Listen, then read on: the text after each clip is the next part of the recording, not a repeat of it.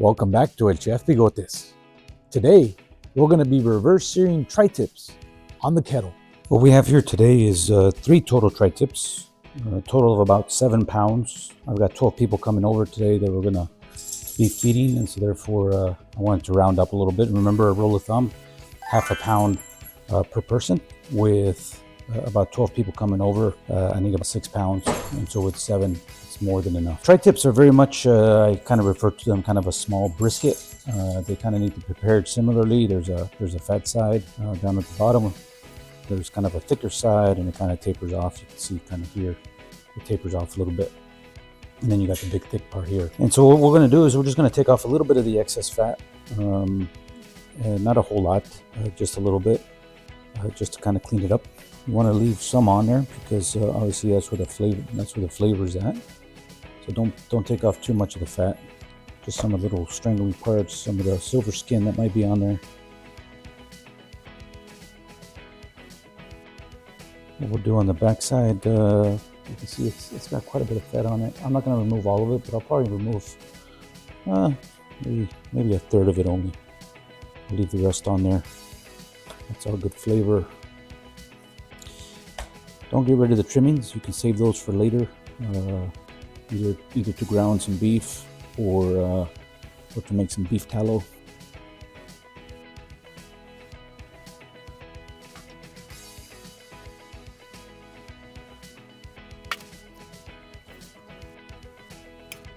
Some of this skin is kind of tough too. You want to remove that.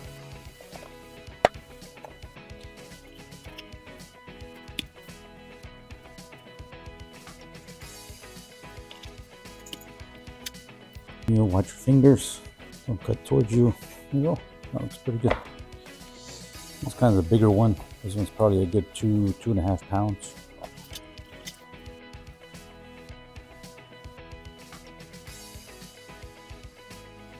Ready to go. Okay, so now what I'm going to do is season it. I'm just going to put a little bit of olive oil as a binder, just to help the spices adhere to it a little bit better.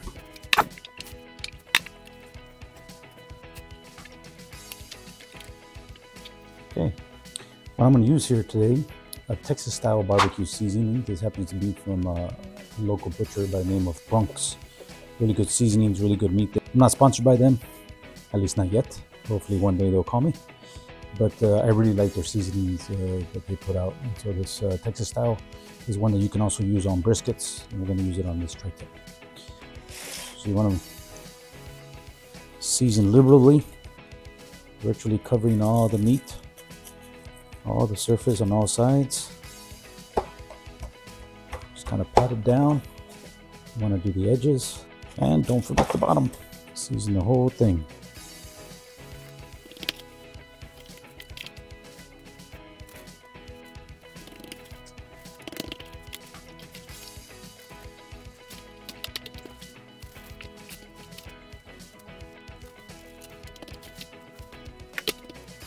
There you go, fully seasoned all the way around. You can pat all of that down. I'm going to let this sit a little bit while the grill heats up. So let's go to the grill.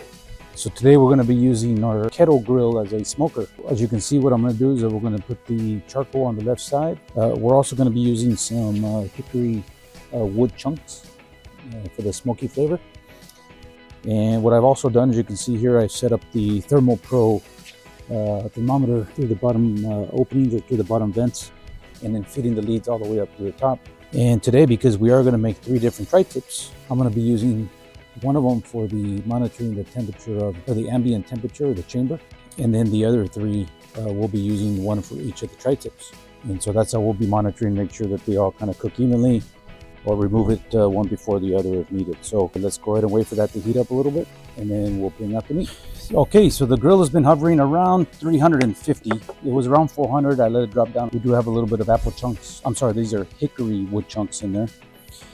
Now what I'm going to do is I'm going to place the bigger of the 3 a little bit closer in the center. And I'm going to put the other 2 on the other end. Okay, so when you put these probes in, what you want to do is you want to put it into kind of the thickest part of the meat. You want to kind of hit right in the center. So kind of in the middle there. Okay, so there you go. kind of leave them there like that. And go ahead and cover it up on this side. You're gonna notice that I'm gonna leave this vent maybe about halfway. I'm also gonna put it on the opposite side of the charcoal. In the bottom vent, I have it virtually closed. I just have it a little bit open because of the wires that are going through, but that's still a good portion to leave it open. Right now we're running at about, it's gonna be running around 325, 350. It's gonna start to die down. I'm not gonna put any more charcoal into it throughout the entire cook. I'm gonna expect this to last somewhere between an hour 15, maybe hour and a half. We'll come back and check on it in about half an hour. But for right now, don't touch it. Leave it alone, let it be closed, and we'll go from there. We're gonna let these 3 tri-tips just kind of enjoy the smoke, enjoy the heat for a little bit. I'll come back in about 30 minutes to put in some more wood chunks. Here we go. Look at that. This is looking really good. Let's see what we're looking at here. On the thicker part. There we go, 128. Perfect. This one over here. This is a little bit more, 132, 133. No problem, we're okay there. So this one is ready, this one is ready. This one we're gonna leave it a little bit longer because this one being thicker, there's a little bit more to go. So we're gonna let that one be for a little while. And what we're gonna do is I'm gonna sear these a little bit. Just some melted butter here.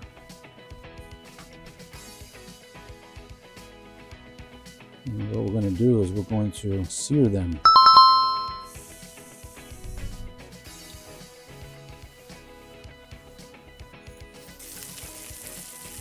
And give it a nice char on the outside. Don't worry, it's not burning. Gonna give it a nice crisp on the outside, so when we slice it, you're gonna have some amazing flavor there. About a minute on each side. Let it do its thing.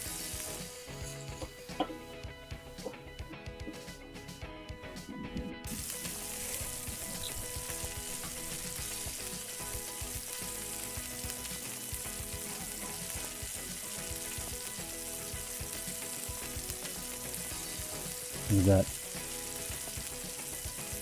It'll be fantastic. We're going to put it in here. We're going to cover it. We're going to close that up. We're going to leave this in here just a few more minutes. Then we're going to take it inside so we can eat. So there it is. Let it sit and rest for 15 or 20 minutes, which is very important. Now what we're going to start to do is slice it. One important thing to keep in mind here is that you have to slice it against the grain. It's going to make it more tender. You'll also notice that on the end, it's more on the medium side. But as we get closer and closer to the center where it's thicker, which is actually the part that we were monitoring the internal temperature, you can see the juices. You can see that it's closer to that medium rare that what we were aiming for. Look at that. That is beautiful. That is juicy. That smells so good. It looks great. Let's grab a piece here. First of all, you're going to see it's really tender. It tears apart really easily. Super juicy, super tender. Now let's taste it. Let's see what this guy tastes like. Holy moly, tri-tip mama. That was some good tri-tip.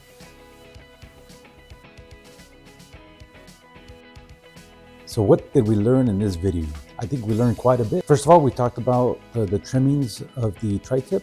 Don't throw them away. Put them in a bag, freeze them. Later on, you can either use them to add them into ground beef, or you can also use them to make beef tallow. The other thing we learned is that the technique that we use today is called reverse sear. Because sometimes, and this is a debatable topic for some, you can either first sear the meat and then bring it up to the desired temperature. The technique that I use is the other way around. I prefer, and again, this is a preference, that I prefer to bring it up to the temperature first and then put it over the direct heat to sear it. I personally just find that when you bring it up to temperature first and it's been heating and kind of those juices inside are kind of breaking down and the fat is kind of rendering off the outside, and then you put it over the direct heat, it kind of flares up a little bit more. And you know, I assisted that with some butter as well. But when you get that flare up, it gives it the nice crust on the outside, which gives it really good flavor, a really good texture, which I personally like, which is why I prefer the reverse sear. Interestingly, in explaining this to my youngest son, I think he said it best. He's like, "Dad, what's the difference? It's gonna taste the same." I said, "Yeah, I think so." And he says, "Isn't it kind of what came first, the cereal or the milk? At the end of the day, they taste the same. It's just a preference as to which sequence to do it in." So I thought that was a good comparison. So you can try both methods. The other thing that you noticed is the importance of monitoring the internal temperatures of the various cuts of meat, right? Because you noticed because of the different size and where they sit inside of the grill is going to make a difference in which meat is going to be done before the other. So that's why you want to monitor the temperatures throughout the cook. And so that's why you want to use the digital instant thermometers of some sort so that you can constantly be monitoring the internal temperatures. I would recommend something like the ThermoPro, the wire type that we were using, just so you can leave them in there. You don't have to keep opening the grill, you don't have to keep poking the meat, and then you can be monitoring through the app or through the thermometer itself and making sure that you keep a close eye on the internal temperatures until you get to that desired doneness. The one thing about tri-tip that I would not recommend you trying to do is to slice it raw and try to cook it like a steak. Tri-tip isn't really made for that type of cooking. You can do it in the oven for sure. You can prepare it and season it the way that we did and put it in the oven. You can also, for example, do it on like a crock pot or a slow cooker. But I would not recommend you trying to do it like a steak. It comes out really, really rough. So whatever way you decide to cook your tri-tip, I do recommend you do it on a slow type of cook. Another way that you can cook this kind of tri-tip is there's a type of grill called a Santa Maria. I don't happen to have one, but a Santa Maria grill allows you to adjust the grates up and down off of the direct heat. And so that's another way that you can cook tri-tips, because it allows you to keep it kind of far away from the heat as well, cook it a little bit slower. And then as you're almost done, when you're ready to sear the outside, you just bring that Santa Maria grate down, and tri-tips come out fantastic cooked that way as well. And so I was entertaining people while I was trying to make this video, and so I wasn't able to fully record the video the way I would have liked. However, I did want to mention that the two smaller tri-tips, including the searing, took about 75 minutes. It took a little bit over an hour to get them up to the 128 degrees, and then a couple minutes on each side for the searing. And so those were done in about an hour and 15 minutes or so. The bigger one took about an extra 10 to 15 minutes beyond that, but I did the same thing. I let it go up to 128 degrees, and then I seared both sides afterward, putting a little butter on the outside just to flare them up and get that nice crust on the outside. The times will vary a little bit, so I don't always worry about time. I worry more about temperature once you get to that desired rate. One thing I did notice, and you probably saw it as I was slicing the tri-tip, I probably let it go 3 to 4 degrees too much, to be honest. I probably should have taken them off at like 125 instead of the 128, because I did sear them afterwards. If you're not going to sear them after, 128 is fine. But because I did sear them after, it got them more like it's more like, I'll call it like a medium rare plus, already kind of entering into the medium after they were resting. And so perhaps you can either remove them at 125 and then sear them, or if you don't want to sear them on the outside, then go ahead and just remove them at the 128 degrees to get you that good medium rare. Speaking of resting, that part is very, very important. When you're cooking thick steaks or a thick cut of meat like what we were doing here, a thick cut of beef such as tri-tip, when you are done cooking them, don't slice them right away, okay? You have to let them rest. I would say at the minimum 15 to 30 minutes covered, okay? And that's what I did. And you notice the kind of the skillet that I had covered up. That was the other thing. Again, I was entertaining people. I was having some wine. I was talking to folks, and so time got away from me a little bit. I think I let them sit more like closer to 45 minutes. They were still warm. They were still hot. You can see when I was cutting into it, they're still steaming hot. But keep in mind that after you're done cooking, there's something called carryover heat, and that heat will just keep cooking internally. And so if I would have only let them rest 20 to 30 minutes, I'm sure they would have been done closer to the medium rare. They were still very, very good. They were still very, very tender, very flavorful. You saw they were still a nice pink center. The other important thing, and I mentioned this as I was slicing the tri-tips as well, always cut against the grain. Cut against the grain, because if you go with the grain, those kind of threads are longer and it's a little bit tougher to eat. Where if you break those down into smaller pieces, it makes it more tender as you're eating them to enjoy them. The other thing I mentioned a couple times is half a pound per person, okay? It worked out really well this time as well. I had 12 total people, that I was feeding today, including myself, a total of 12. I had 7 pounds of tri-tip. Theoretically, that's 14 people. When the 12 of us were done eating, there was a little bit left over. I actually had a little surprise guest, which is my son's teenage friend, who, my goodness, has a huge appetite. And he took care of the rest. He killed the rest that I had left over, but it was perfect. I had enough for all the guests, and even a surprise guest, and everybody was pleased with what they got. So half a pound per person, regardless of the protein that you're preparing for your guests. So it's a good rule of thumb, especially if you're entertaining more people. One other thing I did want to mention, you notice when I sliced that tri-tip, it was pretty rare, right? It was medium rare, sometimes getting close to the medium as you got to the edges. But some of your guests maybe don't like rare meat. They don't like it to be pink in the middle. They want it to be either medium well or even well done. If that's the case, here's what I suggest you to do with tri-tip. Cook them all at medium rare, okay? Cook them completely at medium rare. After you have sliced them, you can take some of those slices, for those folks that like the meat cooked a little bit more, and put them on a skillet. What I like to do is I like to use a nice heavy-duty iron skillet. If you don't have an iron skillet, just a regular skillet will work as well. Get it as hot as you can get it. And just put the slices, already sliced tri-tip, onto the skillet, maybe a minute on each side because they're already sliced relatively thin. And so that will get those cooked a little bit more. You lose kind of that pinkness. However, in this case, you're still going to save some of the juiciness, some of the flavor, and some of the tenderness. So you can do that on a skillet. If your charcoal is still hot, you can also put them back directly over the heat on the charcoal and let those cook a little bit more.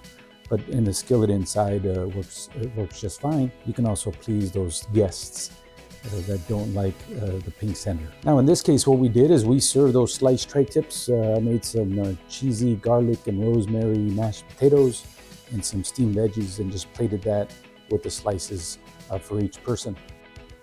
But tri-tip can be also served in different ways. One way of doing it is you can slice it even thinner and make sandwiches out of it. Tri-tip sandwiches are fantastic. Maybe on a French roll with that tri-tip is really, really good. The other thing I've done, for example, for football games, baseball games, whatever, I have people over at the house, I will cook the tri-tip maybe a little more to the medium side. And then after it's done, instead of slicing it, I dice it into small pieces. And then I serve those over nachos. And so, man, some tri-tip nachos are also really good. You can do it over French fries as well. Some cheesy French fries with the tri-tip on top. It comes out fantastic. One other thing I was going to mention is that I typically do not recommend any sort of steak sauce or any type of dipping sauce with steak or beef. However, with tri-tip, it could be a little bit of an exception.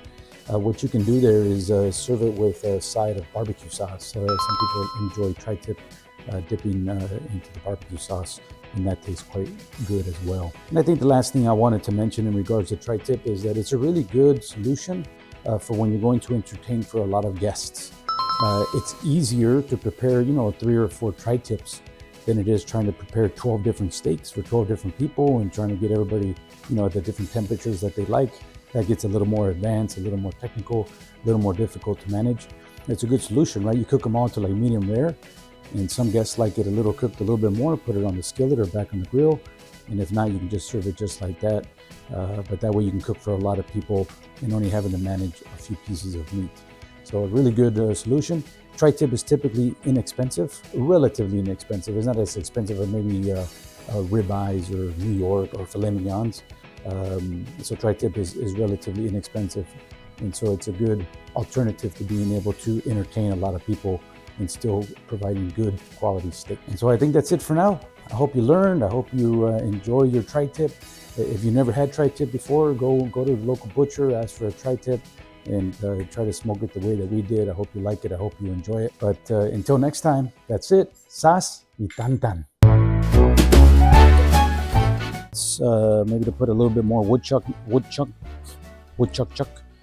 How much wood can a woodchuck chuck? To put a little more woodchuck chunks inside. Tri-tip Mamalicious. That was delicious. Oh my tri-tip mama, that was good. Oh my holy moly tri-tip mama. That was some good stuff. Ay, ay, ay, caramba. That was some good tri-tip.